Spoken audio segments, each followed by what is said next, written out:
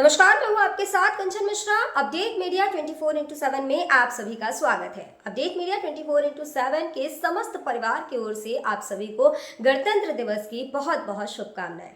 यह दिन हमारे देश की स्वतंत्रता, समानता और भाईचारे का प्रतीक है। 26 जनवरी 1950 को हमारा संविधान लागू हुआ था, जिसने हमें लोकतंत्र में अपने अधिकारों और कर्तव्यों का बोध कराया। हमें गर्व है कि हमारे संविधान ने हर नागरिक को समानता, स्वतंत्रता और न्याय का अधिकार दिया है। यह दिन भारत के संविधान लागू होने की याद में मनाया जाता है। भारत का संविधान 26 जनवरी 1950 को लागू हुआ था।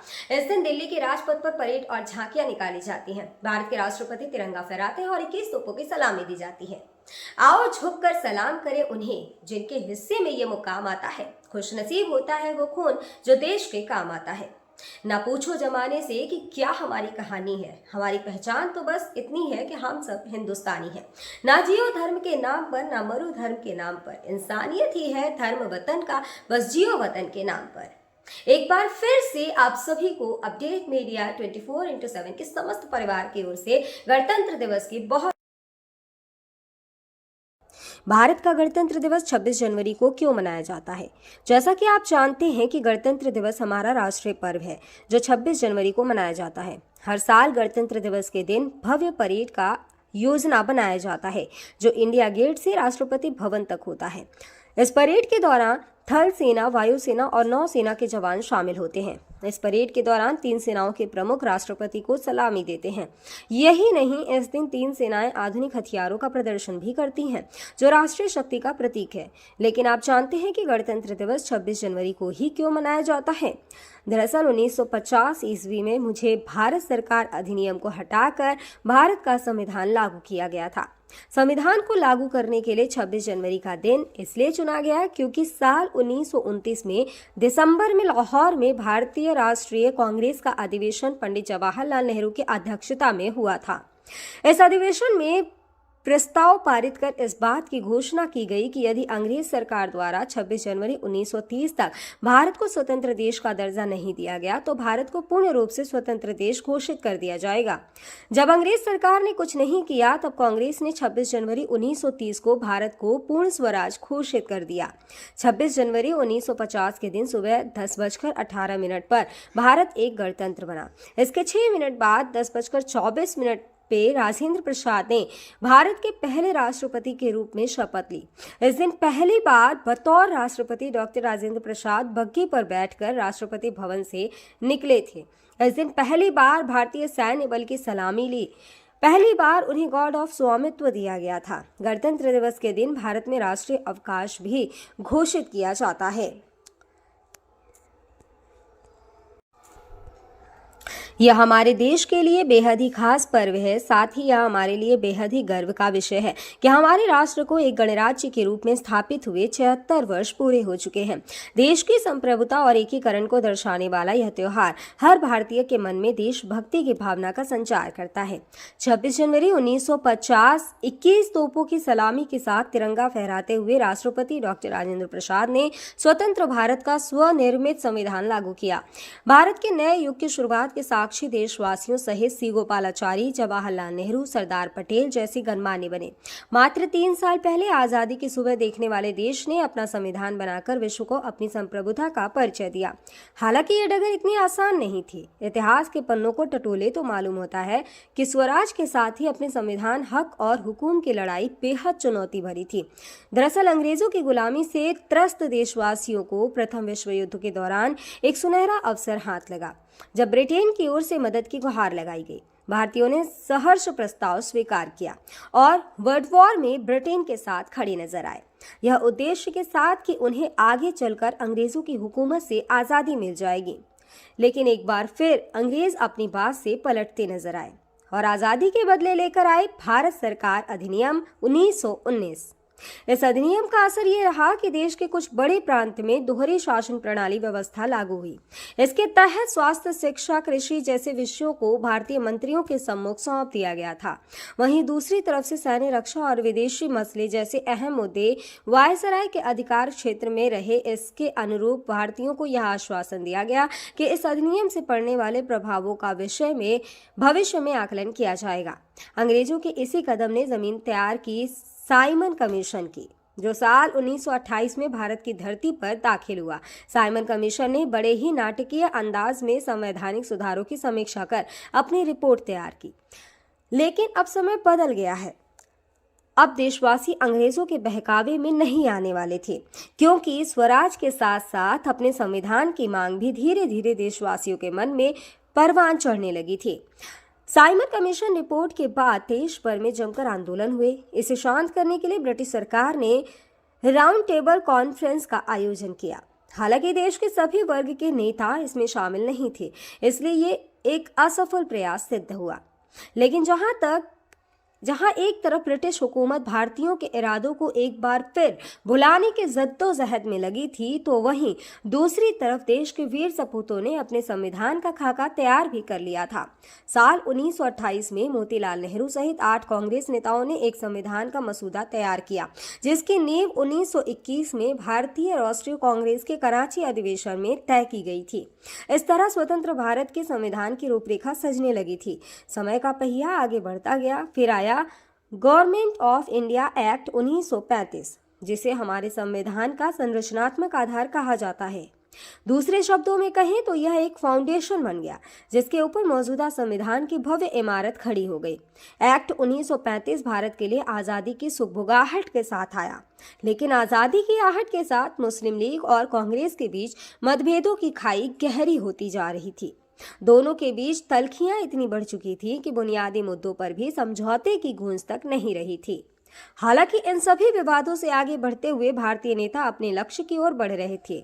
दूसरे विश्व युद्ध के दौरान 1945 में सभी पार्टियों की सहमति से संविधान का प्रारूप तैयार कर लिया गया था, जिसे सार्वभौमिक वयस्क फ्रेंचाइजी स्वतंत्रता और समानता के साथ अल्पसंख्यकों के अधिकारों की रक्षा का विशेष ध्यान रखा गया था। इसके साथ ही भारत छोड़ो आंदोलन और आजाद हिंद फौज की निर्भीकता ने अंग्रेजों ने भारत में अनंत काल तक राज करने का सपना चूर चूर कर दिया था। जैसे जैसे भारतीय राष्ट्रीय आंदोलन जोर पकड़ता गया, ब्रिटिश हुकूमत पर संविधान निर्माण के लिए संविधान सभा के गठन का दबाव भी बढ़ता गया। इस गहमा गहमी के बीच आखिरकार 9 दिसंबर 1946 में नई दिल्ली के संवैधानिक हॉल में संविधान सभा की पहली बैठक हुई, जिसमें महात्मा गांधी को छोड़कर उस वक्त के राष्ट्रीय आंदोलन से जुड़ी करीब हर बड़ी शख्सियत शामिल थी, जिसका मुस्लिम लीग ने भारत को 2 हिस्सों में बांटे नए मुल्क पाकिस्तान की मांग को लेकर बैठक का बहिष्कार किया। लिहाजा पहली बैठक में कुल 207 सदस्यों ने हिस्सा लिया, जहां सभा के सबसे वरिष्ठ सदस्य डॉक्टर सच्चिदानंद सिन्हा को सभा का अस्थायी सदस्य चुना गया। हालांकि 2 दिन बाद 11 दिसंबर को डॉक्टर राजेंद्र प्रसाद सभा के अध्यक्ष निर्वाचित हुए और डॉक्टर HC मुखर्जी और VT कृष्णमाचारी को सभा का उपाध्यक्ष बनाया गया। इसी कड़ी में आया सुनहरा दिन 15 अगस्त 1947 का, जब गुलामी की बेड़ियों को तोड़ भारत ने आज़ादी की नई सुबह देखी। देशवासियों में जोश भरते हुए आज़ाद भारत के प्रथम प्रधानमंत्री जवाहरलाल नेहरू ने बुलंद आवाज में देश को संबोधित किया। इतिहास के पन्नों में यह भाषण ट्रस्ट विद डेस्टिनी नाम से दर्ज हुआ। इसके साथ ही तेज हुई संविधान निर्माण की प्रक्रिया। आज़ादी के बाद चुनौतियों में इजाफा हुआ। संविधान पर सामग्री की कमी थी, लेकिन उसका सही चयन और उचित व्याख्या का काम बहुत जटिल था। BN राव द्वारा तैयार किए गए संविधान के प्रारूप पर विचार विमर्श करने के लिए संविधान सभा 29 अगस्त 1947 को एक संकल्प पारित करके प्रारूप समिति का गठन किया। इसके अध्यक्ष के रूप में डॉक्टर भीमराव अंबेडकर को चुना गया। इस समिति में अंबेडकर के अलावा 6 और सदस्य थे। संविधान निर्माण के दौरान कई अहम फैसले लिए गए, जिसके राष्ट्रमंडल के समूह में भारत की सदस्यता, राष्ट्रध्वज का चयन, साथ ही राष्ट्रगान और राष्ट्रनीति का चुनाव शामिल था। यहाँ दिलचस्प बात यह है कि संविधान में सबसे पहले नंबर पर आने वाली उद्देशिका सबसे अंत में पारित हुई। संविधान अगर राजनीतिक असंवैधानिक दस्तावेज है, तो प्रियम्बल एक ग्रंथ को दार्शनिक नजरिया प्रदान करती है। डॉक्टर भीमराव अंबेडकर की अगुवाई में संविधान निर्माताओं ने 60 देशों के संविधानों का अध्ययन किया। 4 नवंबर 1948 को संविधान का अंतिम प्रारूप पेश किया। संविधान तैयार करने के बाद मुश्किल खड़ी हुई कि इसे सुंदर अक्षरों में पिरोकर कैसे संजोया जाए। इस उधेड़-बुन के बीच प्रेम बिहारी नारायण रायजादा का नाम सामने आया, जो कि अपने दौर के सबसे विख्यात कैलीग्राफर थे। उसके बाद भारत का संविधान प्रेम बिहारी नारायण रायजादा सुलेख फॉन्ट में लिखा गया। उसके प्रत्येक पृष्ठ को नंदलाल बोस के मार्गदर्शन में शांति निकेतन के कलाकारों द्वारा अलंकृत किया गया। इस तरह कुल 2 साल 11 महीने और 18 दिनों में विश्व के सबसे बड़े लोकतंत्र का स्वनिर्मित संविधान बनकर तैयार हुआ।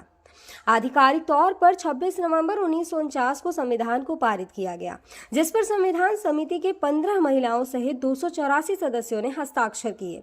वहीं संविधान लागू करने के लिए 26 नवंबर को चुना गया, क्योंकि 26 जनवरी 1930 को भारतीय कांग्रेस के लाहौर अधिवेशन में पूर्ण स्वराज का प्रस्ताव रखा गया था।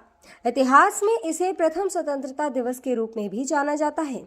यही कारण है संविधान लागू करने के लिए भारत के प्रथम स्वतंत्रता दिवस यानी 26 जनवरी को चुना गया।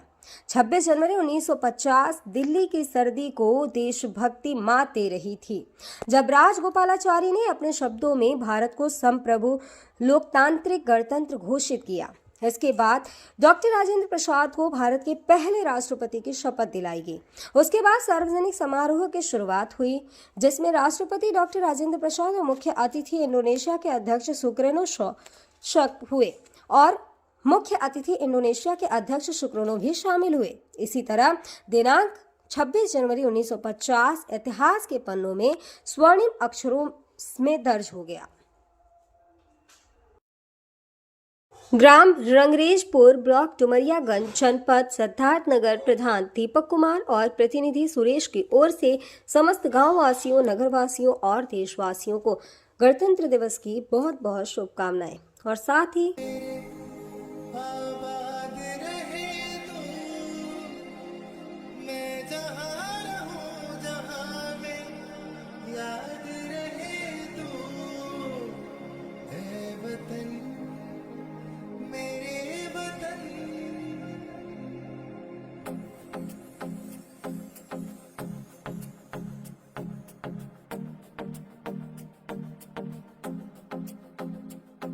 मेरा रंग दे,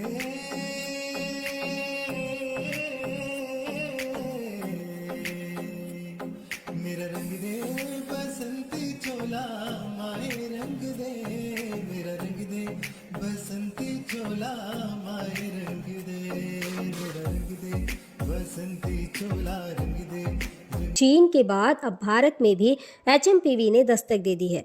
भारत में एचएमपीवी के 2 केसेस मिले हैं, जिसके बाद लोगों के मन में डर और सवाल पैदा हो गए हैं। सवाल ये कि एचएमपीवी वायरस क्या है, एचएमपीवी वायरस के लक्षण क्या है, एचएमपीवी वायरस से कैसे करें बचाव और क्या एचएमपीवी कोई नया वायरस है। अगर आपके मन में भी ये सवाल है तो यहाँ आपको हर सवाल के जवाब मिल जाएंगे। चीन में ह्यूमन मेटान्यूमो वायरस की वजह से वायरल बुखार श्वसन संक्रमण के बड़े मामले सामने आ रहे हैं। कर्नाटक में 2 मामले सामने आए हैं, जिनमें बेंगलुरु में भी 8 महीने की बच्ची में इस वायरस के संक्रमण का मामला सामने आया है। अब सवाल ये है कि आखिर एचएमपीवी क्या है। एचएमपीवी यानी ह्यूमन मेटान्यूमो वायरस एक श्वसन वायरस है जो फ्लू जैसे लक्षण पैदा करता है। अब निचले और ऊपरी श्वसन संक्रमण जैसे सर्दी का कारण बनता है।